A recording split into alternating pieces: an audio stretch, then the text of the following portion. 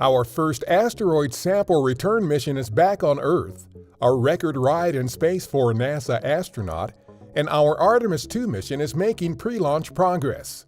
A few of the stories to tell you about this week at NASA. On September 24th, the OSIRIS-REx sample return capsule with samples of rock and dust from asteroid Bennu made its historic return to Earth, marking the end of our first asteroid sample return mission.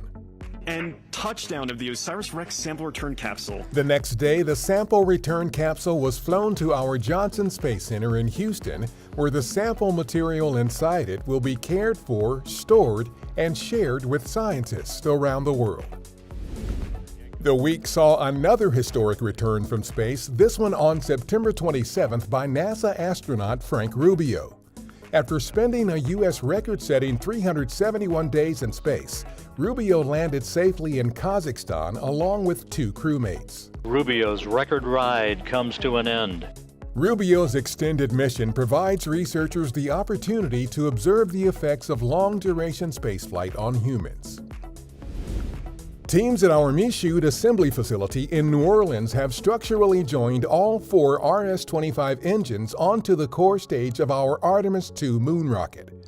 Meanwhile, the Artemis II astronauts recently completed the first in a series of integrated ground system tests at our Kennedy Space Center.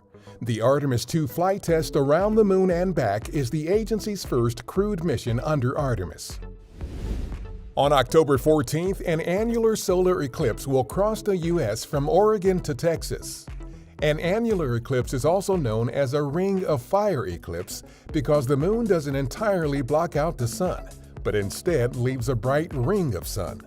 Learn more about eclipses at solarsystem.nasa.gov/eclipses. That's what's up this week at NASA. For more on these and other stories, follow us on the web at nasa.gov/twan.